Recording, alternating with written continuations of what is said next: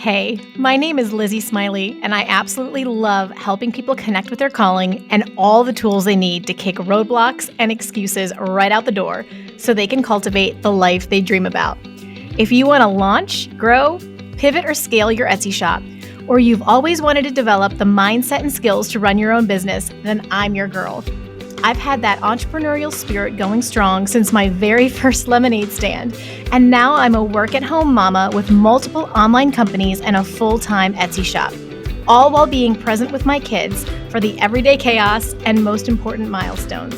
On this podcast, we'll talk about all things business, mindset, Etsy, creativity, dazzling our customers, and so much more. There's plenty of room at this table for you, so scooch on in and let's go. I'm holding nothing back. Welcome to How to Sell Your Stuff on Etsy. I'm so glad you're here. Hey, you guys, welcome back to the podcast this week. I'm a little giddy today. I don't know if it's like the ADHD. I don't know if it's the 4 hours of sleep plus the buckets of coffee, or more than likely, it's just that I've been looking forward to this particular interview for quite some time. I've heard about Bailey several months ago from Heather, Heather's the one who does print on demand. She was just on a podcast in December, and that was her second time. She's a good friend of mine, and she's got the Heather X Studio on YouTube. But I digress. So she told me about Bailey because Bailey has been using AI, Midjourney, the same thing as me, to create digital products. She's been doing it a lot longer than me, and she has a massive Etsy shop selling PNGs for sublimation. And sublimation is just a type of art form. She's going to explain it to you, but basically she's just creating graphics. They're gorgeous that people can either use or sell to make things like tumblers. And there are other products as well. I have been so excited just to have someone to chat with who's doing this.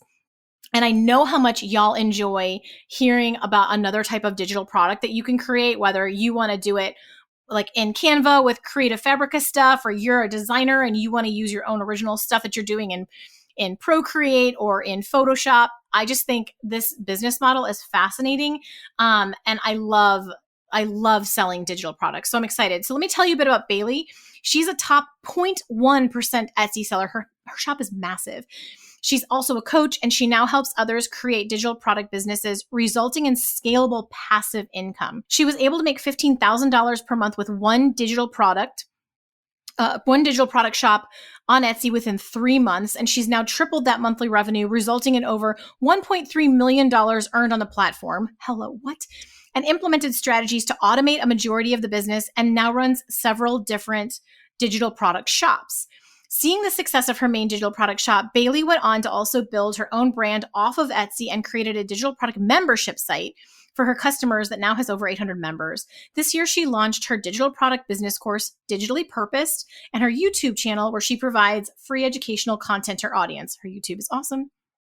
She's a mother of 4 small children. I don't know how she does it. So she believes in working smarter, not harder, relatable, in order to maximize her work time as efficiently as possible, and now teaches others to do the same with the strategies that she's been able to systemize.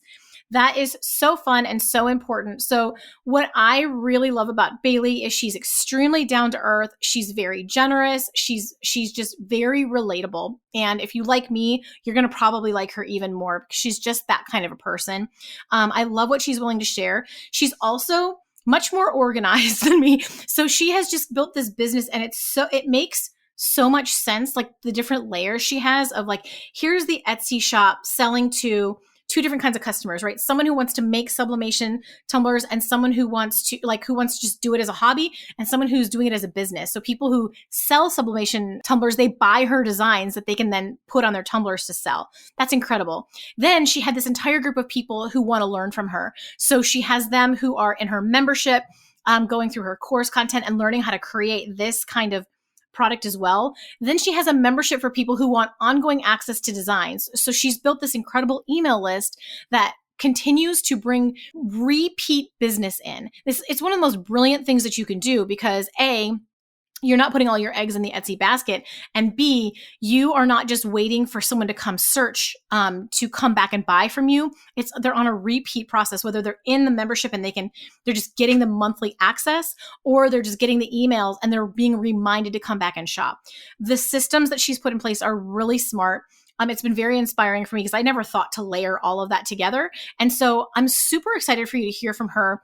I think that her approach is just going to inspire a lot of you and give you ideas on how you can build extra layers into your business to just safeguard. We're in an interesting kind of tumultuous financial time. I think that 2024 could be really interesting, being an election year and all the things that are just happening in the world to make things feel a little unstable. And so we are so smart to shore ourselves up and have those different streams of income coming in. And I think Bailey's done this brilliantly.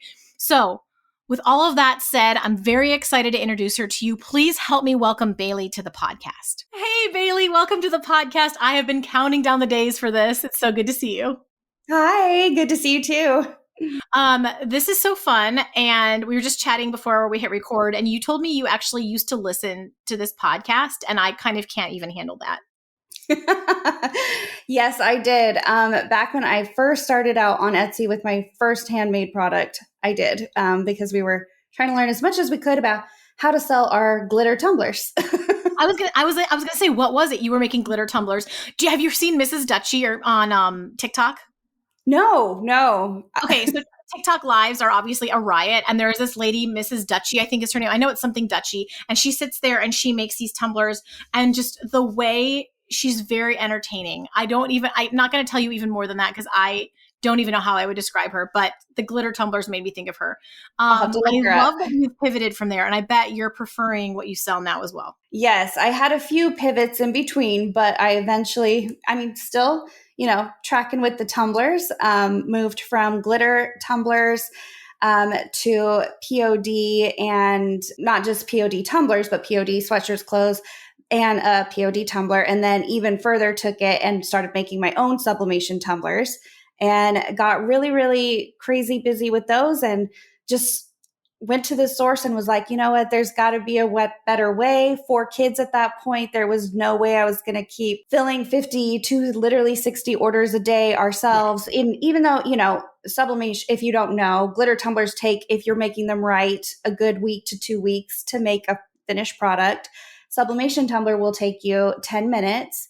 But still, and they were personalized. So we had to personalize the names on each of these. So that was a little bit of extra work. You can't just print 50 of them and get them out. So it was a lot of personalization on that front end, getting them made. And then of course the whole packaging, shipping, everything. So for the year that we did that, we were definitely made awesome money, but it just was not sustainable. So then I started looking at the products on Etsy, and I was just like, you know what? I buy the designs for these. Why don't I just make the digital designs for this? And this is right at the beginning. I kind of call it of the boom of digital, everything that you can sell, anything that you can think of digital. And so I did get in at a good time. There was still competition, but not, crazy. That made me scared. I was a little scared, but and so I was just like, I'm doing it. And the January 1st of that year, I turned off all of my POD and handmade listings and just started listing digital. Oh my gosh. Okay. We have to back up because I actually didn't even realize you had the print on demand part in there. There's so many things I want to ask you. So tell me, what did you do before becoming the queen of sublimation? Like even before Etsy, what is your background? Who is Bailey? Oh, well, so I do have an email marketing background. And I did it in the corporate space. So that's why a lot of what I teach and what I do have done personally, and what I really believe has set me apart from competition and increased, all these new sellers on there, is having a good firm foundation with your marketing, specifically for me, email marketing. So I did have that experience, not anything I went to school for at all. I have an English lit degree. It is useless. It is useless. And so because like we said, I wanted to be Rory and, study English. We were talking about Gilmore Girls. Both of us, our favorite show is Gilmore Girls. Bailey did not know my daughter's name is Lorelai. If you know, you know. That's all I'm going to say about that. But Bailey, what was I going to say? English lit is actually perfect because you learned how to read, write, and research. I was a history major. Do you think, you know what I do with that? Nothing. I just wanted to see the cute military boys in their outfits every day. That was my entire, I'm being a little dramatic. My dad really loved war flicks. And so I grew up being daddy's girl watching them. And I had an interest in history. So I'm not that vapid, but I did not mind the boys in the uniforms. Okay. So no, that was a perfect thing. You learned how to research. Yes. Yeah. A lot of research goes into that degree, a lot of writing. So yes. Yeah, no, that's amazing. I wouldn't talk bad about that at all. I think that's awesome. So, okay, so you were writing email campaigns and things in the corporate world, and then you brought that genius into, when did you become an entrepreneur? What was your very first thing? So I have quite a bit of a gap between my first and second child. And so Same girl. Yes, I have a 14-year-old and the next one is 5. Yeah. And so when I had the 5-year-old, this was right at the beginning of when I started looking at online businesses. I had her, I was more than ready and prepared to go back to work. And during that time that I was staying home, which was quite a while with her because I had an extended time, I started going on YouTube and looking up businesses. And I, of course, started not a million, probably 50. Let's be reasonable. Same. From everything that you could think of that you find on YouTube, and tried and failed. And then finally started on Etsy. And Etsy was kind of last because I always thought of it as you have to be really crafty to be on there. Yes. It's you have to sew. You have to sew something. Yes. So that's why I never paid attention to it. And I kind of first saw it with the POD stuff, but then I also at that same time had just got introduced to the glitter tumblers also on YouTube by tutorials that I found. And so I was just like, I want to make these, and those are very hard and very crafty things to make. And so I dragged my mom into it. We converted our barn into a workshop. And I mean, we did so good with it. But by then I was on to my third child. I have 3 within 5 years of each other. So that was not sustainable at all either, because I couldn't be running out to the barn. I couldn't be, and your kids can't really be around that stuff anyway. So that's when I pivoted to POD, because I was like, at least I can just be on my computer and do this. And so that's kind of what led to the jump to the POD from the glitter tumblers. And then I was like, there's such a huge better profit margin on the tumblers for sublimation if you make them yourself versus if you use a POD supplier. So, and I was like, and those take 10 minutes. It can be in the house. I'm still looking at presses back here that I have. And I was just like, this is something much more easier. That's how I went into that one. But then still winded up with it's just not scalable as a 1 or 2 person shop, Yeah, physical products for sure. You gotta. It's a whole different ballgame. I will say, I know that that's Etsy's bread and butter, and I love that it is. Like, in a world that gets more and more and more digital, I'm so glad that there are still people who just want to touch the products. They want to make something by hand. They want to take the time. I have a really good friend. Like, I don't know if you know this about me. I spend half the year in Wisconsin and half the year in Texas. We switch based on the weather because I'm that high maintenance. I'm actually not high maintenance, but one of my best friends up there, she's one of those people who spends hours on making dinner, planning it, and growing it, and all of these things. Just kind of some of those, I don't want to call them lost arts, because there's a lot of people who live with that intention, and it doesn't fit with my lifestyle, but I respect the heck out of it. I'm so glad there's that part of Etsy. But as I have moved into the years of having young children and needing to do things that are as efficient as possible and wanting to also maximize income and savings, moving into digital has been huge. Huge. And I will tell you, there is nothing like that first cha-ching when I don't have to do a darn thing. Oh, it's very relieving. I will say that.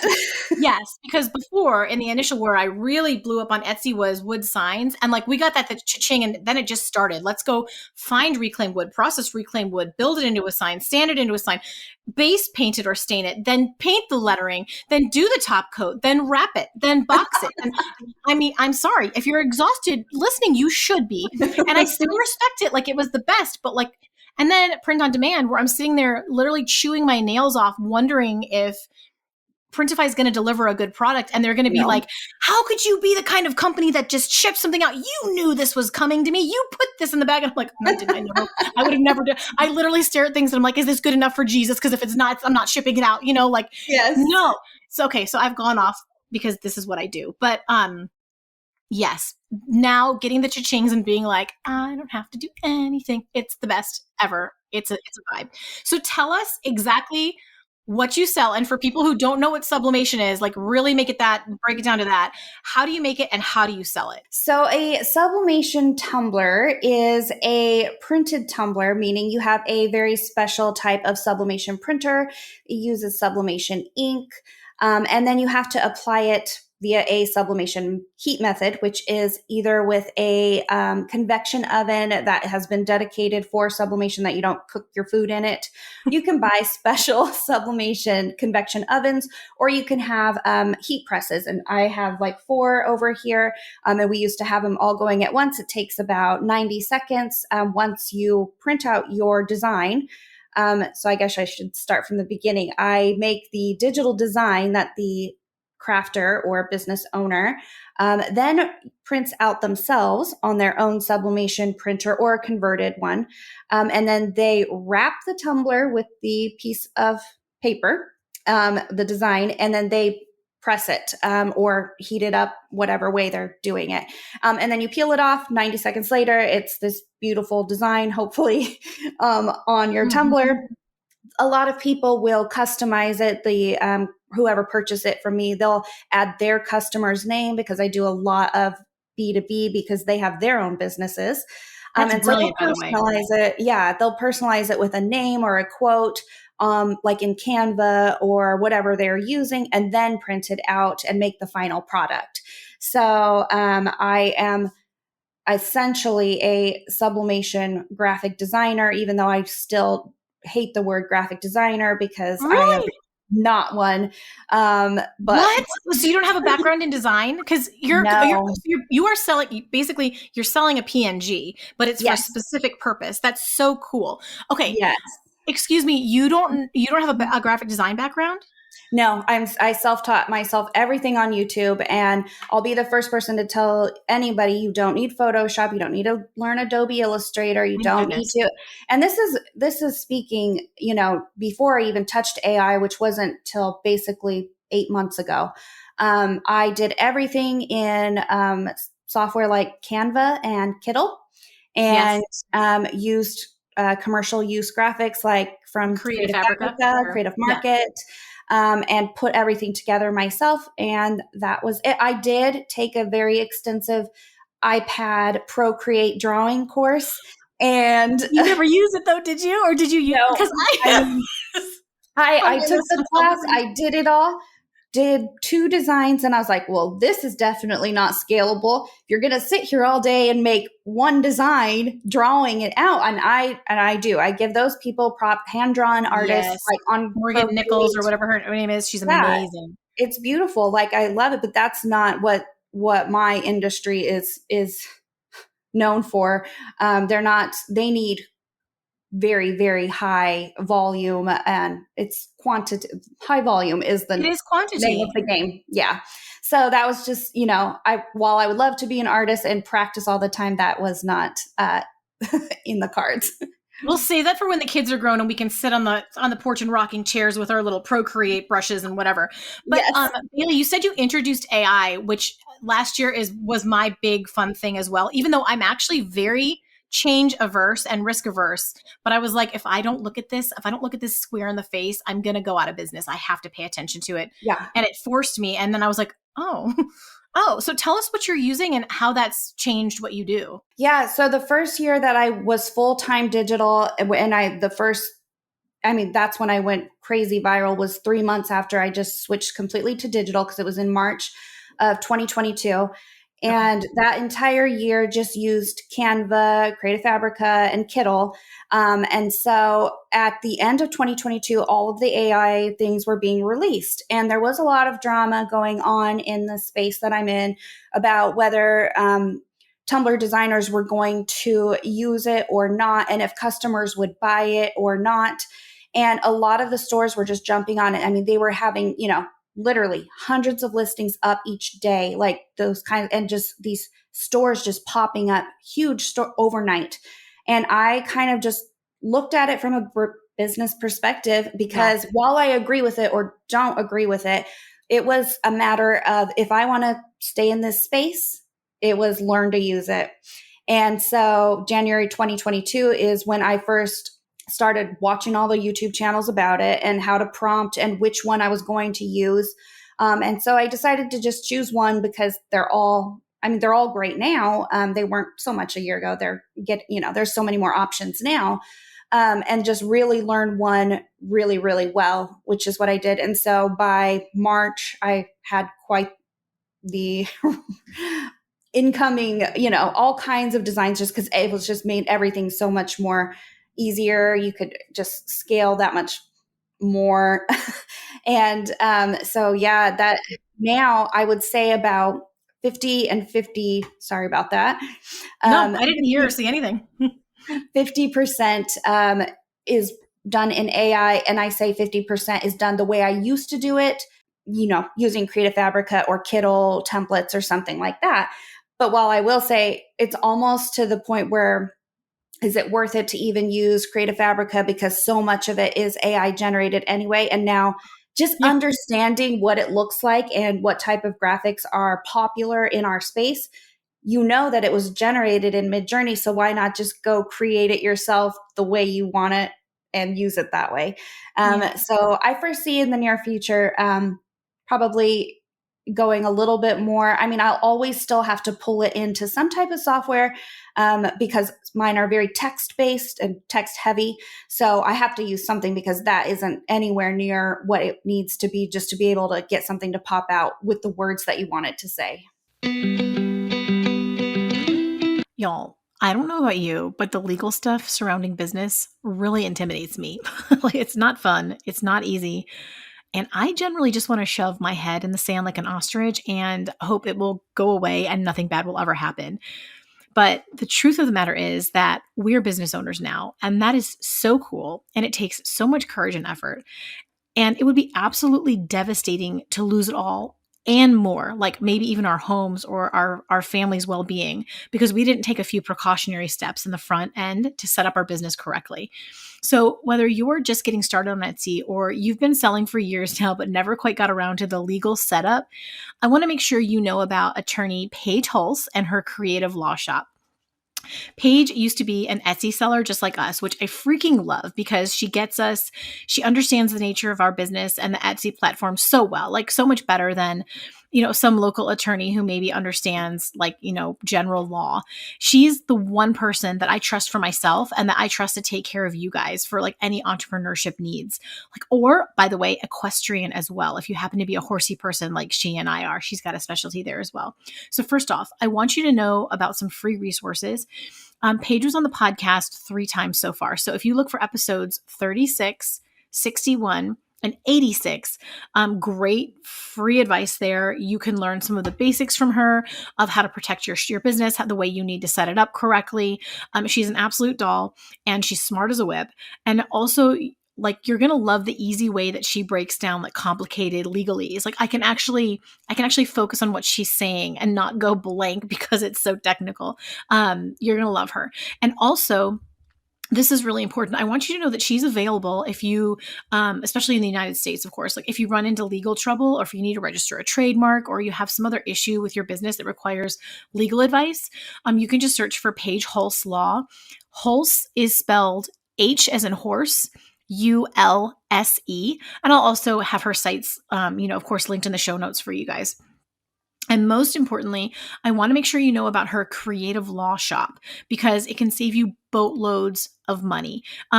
It's literally like a template shop for legal documents, the kind of things that we need all the time. So in many instances, you can just purchase a legal template from Paige directly from her site that will protect your business for a fraction of the price that you'd pay for hiring an hourly attorney. And it's going to be written 1,000,000 times better than something free off of the internet. The stories she's told me about trying to defend people who grabbed a free like contract of some kind off the internet because they didn't want to spend the money. And then like it cost them everything. Like they thought they were safe, but those templates are not written well and they're not written specific to like the Etsy entrepreneur. So she has so much in there. You can get everything from your LLC contract, which is super critical, multi-person LLC agreements for partnerships if you work with more than one person in the LLC, special provisions for your Etsy shop policies if you really want to cover yourself there, affiliate agreements, influencer contracts, photography releases, and so much more. There's literally over 80 contracts available. Plus additional free resources. Her blog is incredible. And there's a lot of educational tools, like some even for purchase if you want to take like a course learning some basic business law stuff. So check it out. If you need to order something from the Creative Law Shop and you want a bit of a break on the price, you can use my coupon code SMILEY10. That's all lowercase, SMILEY and the number 10, and you get 10% off, and hopefully that will help. So just go to shopcreativelaw.com, and there are a ton of resources waiting for you. My hope and prayer is that you'll never need to fight a legal battle. But just like we have fire insurance and car insurance for a reason, setting up your business the right way now can save you from a lot of pain later. So I really trust Paige to help you out. I just started playing with that, and so far Ideogram is the only one that's getting anywhere close to being able to produce good text. I feel like the newest Midjourney is doing it a little better, but it's still too finicky. So I'm so with you. I was wondering about that. Like, are you going and doing the text? Okay, two things. Again, for those of you listening who hate AI with every fiber of your being, I understand completely. I am with you. And the reality is, it's sort of like, think about 20 years ago when e-com or when business was saying, you know what, everyone's putting their stuff online now and selling online, but I'm not going to do that.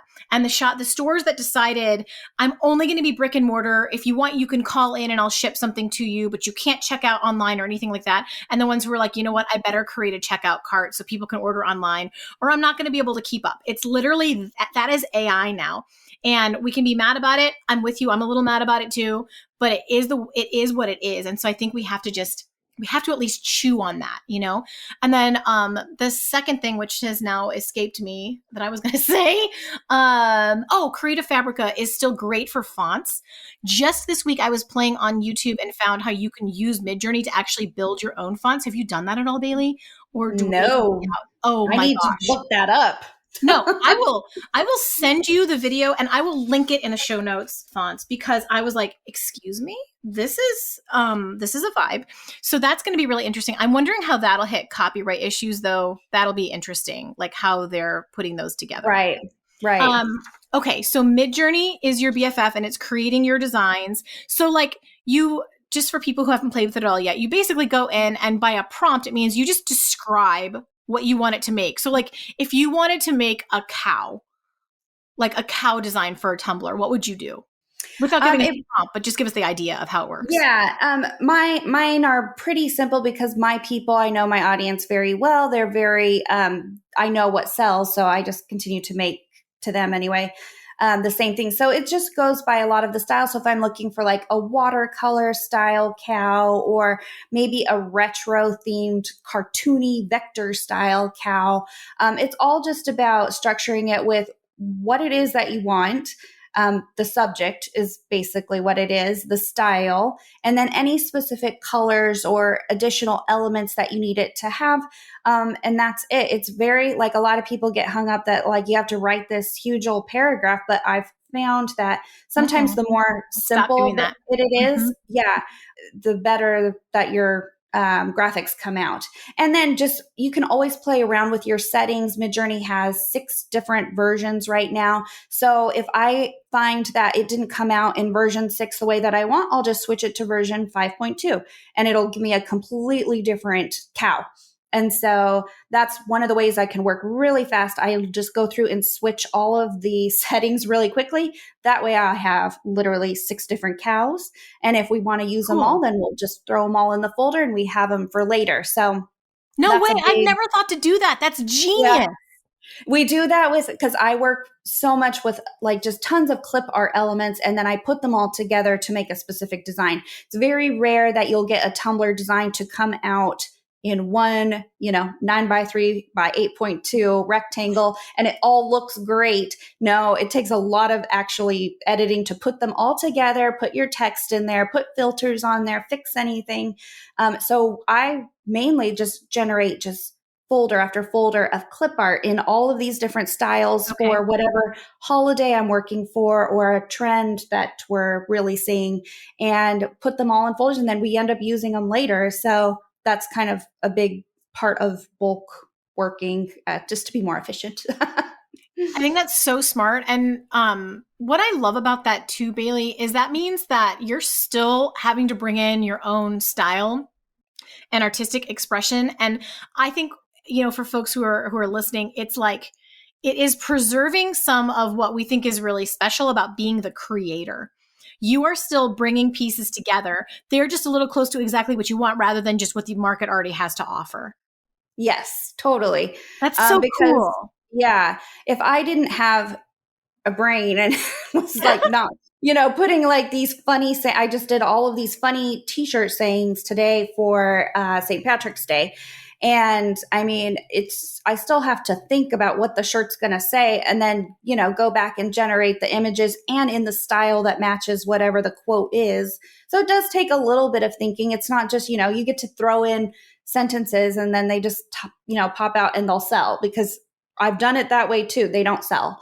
And so these stores that, mass produce all of these designs like that and don't have any bit of creativity and editing or anything, those stores have basically fallen off of the face of Etsy in the past 9 months because they were playing, let's just try to make money as quick as possible and not think about what the customer really wants. So that's a whole thing. Well, you've done that brilliantly. Like the different facets of your business were part of what made me so excited to meet you, because you know what, I should just let you explain. But let me ask it this way. At some point you decided to start teaching others how to do this as well. Can you talk about that kind of pivot that happened? Yeah. So at the end of the first year doing full digital, probably in September of 2022, I started getting asked a lot, just people reaching out on my Etsy shop and via email, because in that time period too, I should mention that I didn't just keep all my eggs in the Etsy basket, which I had known about this from the beginning, like don't do that. So I did my own site, which is also a membership site, which operates like a Drive. I have hundreds and hundreds of members on there, and they pay, for monthly access to everything I do.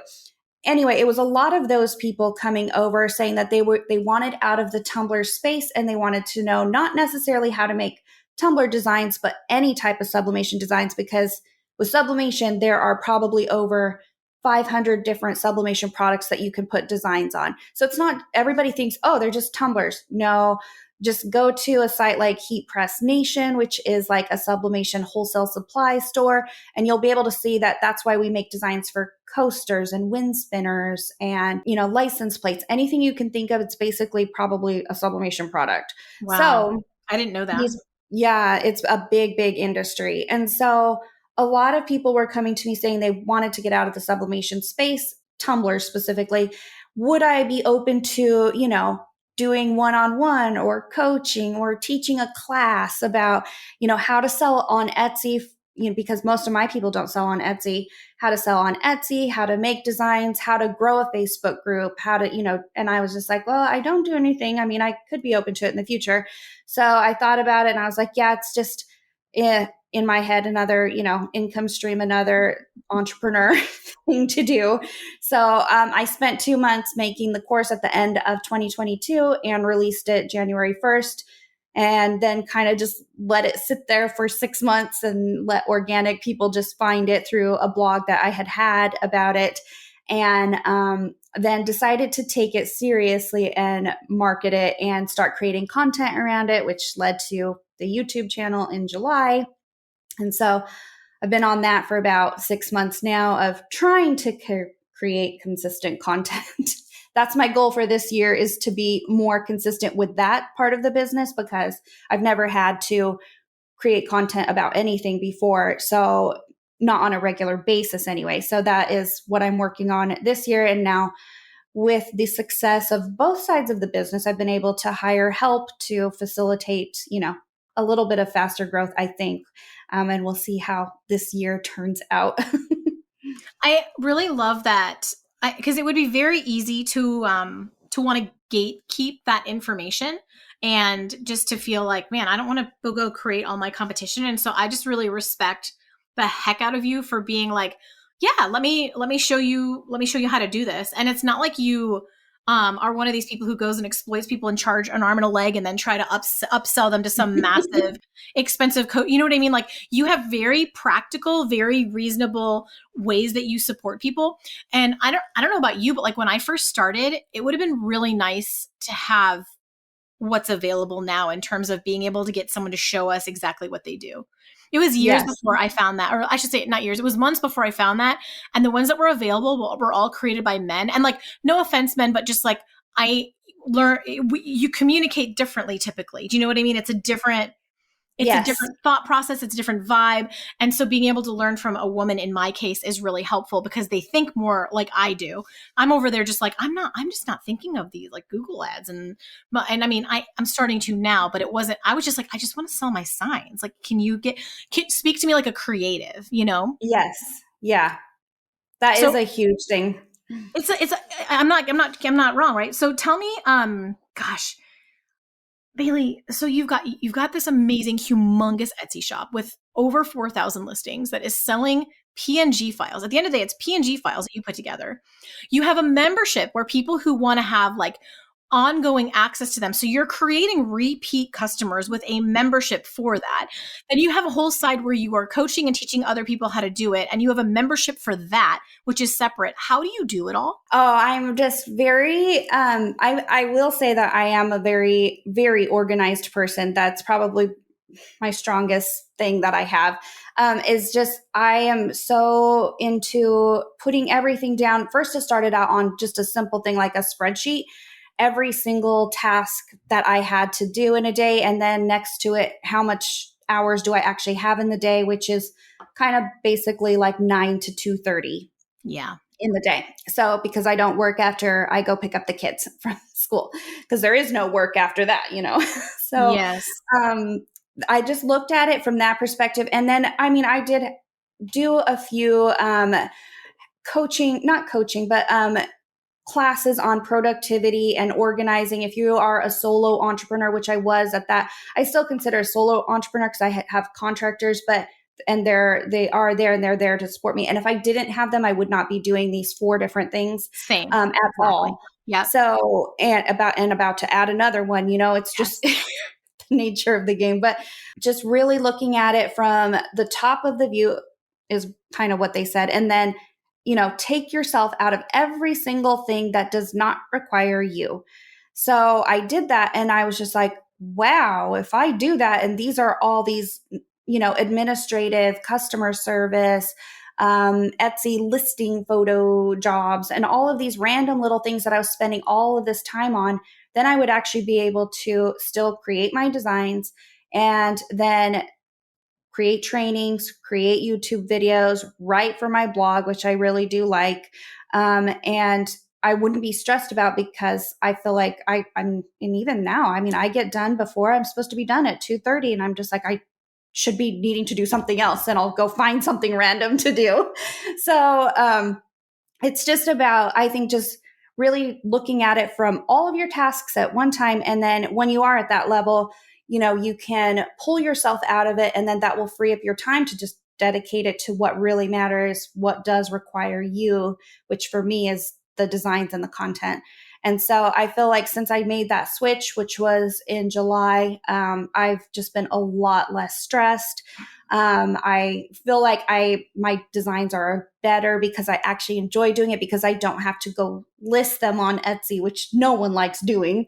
I mean, if you're like, I like going and building, you know, 20 product listings every day, then I don't know.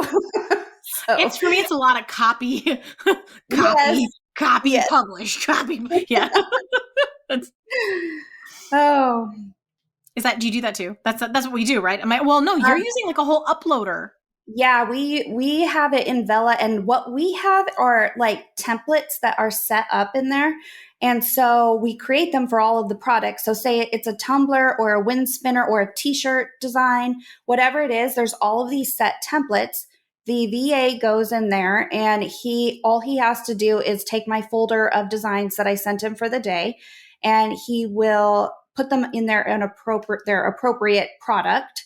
And then, alter the title at the beginning and the tags because they will be a little bit different, but I do work in bulk so that if for example, today I did 10 St. Patrick's Day shirts, that way all of the tags are the same. He only has to enter it once. You don't have to do it individually. You do the title once, and then it's literally 3 button clicks, and those are all published within. It should not take him, more than 5 minutes to do this.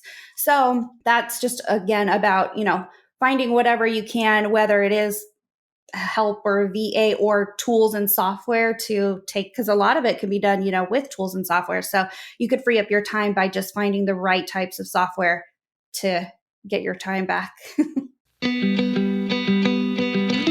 Hey, my friend. I'm just checking in to see how you're doing on your Etsy journey. Do you have all the support you need? I'm so honored that you're here listening to the podcast, and I want to make sure that you also know that I have a bunch more resources that can help you with your specific questions over in the resources section of my website. Whether your focus is print on demand, digital products, handmade items, and even more, there are tools and freebies and courses specific to your product type that are made by experts that I have already vetted for you. I don't know about you, but when I started my Etsy shop back in 2016, I was a busy mama, and I didn't have oodles of time that was spare that I could just spend spinning my wheels trying to figure out Etsy completely on my own. I needed someone who knew what they were doing to teach me as efficiently and effectively as possible. And as soon as I was able to leverage the knowledge of an expert, I'm telling you, my personal results on Etsy went through the roof. Sales went literally from crickets to cha-chings within a week of implementing all of those things that I learned. So if you're looking for that kind of help, you want to get to the bottom of it, you want to get moving and grooving, where somebody who knows how your niche works on Etsy can show you the steps to start getting sales, come on over and visit my resources page at howtosellyourstuff.com/resources. And I'd love to connect you with the perfect expert for your business. I know their expertise will make all the difference in the world for you. So once again, that's howtosellyourstuff.com/resources, where you can find answers to your specific questions. I'll see you there. I think I had never heard of Vela, but I will look it up and link it for you guys in the show notes if you want to be able to use a bulk uploader like that. I thought that Etsy pinged that kind of thing sometimes as like it looks like spam because too many listings have gone up at once. Like I know for brand new shops, if you do too many listings up front, you can get like a suspension for that. But once you're established, it doesn't happen so much. Yes. Yeah. On a brand new shop, I would never recommend a bulk tool like that ever. Just at least for the first 2 months, you should manually be doing your listings, what you can normally get up, something that doesn't look crazy, because we see that when new sellers come on right now, it's just, it basically is a guarantee that you're going to get it shut down. And then you're going to have to go through an approval process to make sure you're real and human and that you're selling something legitimate. Do you have an opinion about this? Because obviously Etsy doesn't publish any of it. I tell people don't do more than like 10 a day when they're brand new, like those first few weeks especially. I agree. I say like literally five to 10 is what I usually say. And most new sellers, they can't, if they're brand new to the space in digital products, they can't get up 5 to 10 anyway. I mean, they're trying to learn the design part if it's a template or something like that, they're focused more on that. So, realistically, 5 is very good for a brand new person, very good. Unless, they have an extensive background in graphic design or creating some type of template or products like that. Bailey, I could talk to you for the next 3 hours, and we don't have time for that, but I need you to know my heart's hurting about it a little bit. Can you please tell us the best ways to learn from you? Like if people are listening and they're like, yeah, Bailey is my person. I want to learn how to make sublimation PNGs. I want to learn how she does things because she's a genius, and she is, and you should. Tell us where to go and what you've got for us. Well, if you prefer watching, I have a YouTube channel with, it doesn't have very many, but there are tons of tutorial-based videos on there. And that is Digitally Purposed Bailey. Trying to remember. I'll link it. I'll link all of it for sure. And then if you prefer to read, I also have I think we have over 100 articles on the site now because I've been doing that much longer. They're not so much tutorial based, but there's a lot of different information on there, which is on digitallypurpose.com. And then I also have my new membership, which is weekly training and support from me, as well as the original start to finish Etsy digital product course that I did have last year. So they do get access to both, or anybody. I didn't know that. That's great. Yeah. Heather said she took your course. This is Heather, who does print on demand, guys. You know, our girls, Heather and Jenny, are print on demand girls. Heather is how I met Bailey, and she took Bailey's course and said it was excellent. I have not taken it yet, but that is high props. And that is, I trust Heather. She and I talk all the time. So the course, can they buy just the course, or do they have to do the membership, or what are the? It's only sold as the membership right now. Okay. I'm not offering it separately at the time currently. No, yeah, subject to change. Yeah, these things, yes. It's a really interesting time right now in the coaching space. And then where are you on social media that are fun places to follow you? I'm very bad, and I'm only on YouTube. So I have an Instagram, and it was built when I only posted things for the Tumblr shop. And that's one of my big things to work on, is to focus on that. I am supposed to be putting repurposed things on TikTok, but I'm not, because we need a VA for that. Let's hire one together. It'll be great. Yes. Yeah. I'm very, very much on Pinterest. Cool. I have a large Pinterest account, and there's always new links to anything new that I'm doing, or new articles, videos, anything that I find is usually pinned on there. Okay, I will link all of that for you guys. It's all, my show notes are always robust. I can't help myself. I'm my mother's daughter just a little bit. Bailey, thank you so much. And also, your YouTube channel is excellent. I enjoy it so much. It's very educational. What I like about you is that you're like, what you see is what you get. You are so relatable. You're so down to earth.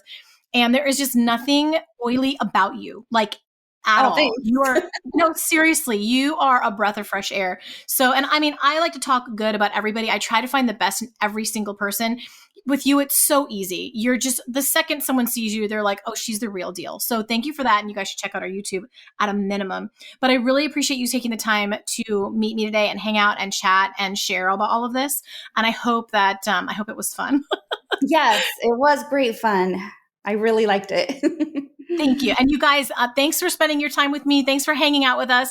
I hope you learned so much from Bailey and got excited about sublimation and PNGs, and maybe finding ways to incorporate some AI into streamlining your processes. But anyway, I'm so glad you were here. And until next week, go make something awesome. I love you guys so much. And that's a wrap on this episode of How to Sell Your Stuff on Etsy. Thanks so much for hanging out with me today. If you're looking for more resources, head on over to howtosellyourstuff.com, where you'll find podcast show notes, all the links from today's episode, the blog, courses, coaching, and more. If this episode was helpful to you, awesome. The greatest compliment I can receive from you is a rate, review, and subscribe on this podcast. Not only will it allow us to connect again on a future episode, it lets me know I'm providing you with value and helps other people find this content more easily. From the bottom of my heart, thank you for your support. Have a great day and see you next time.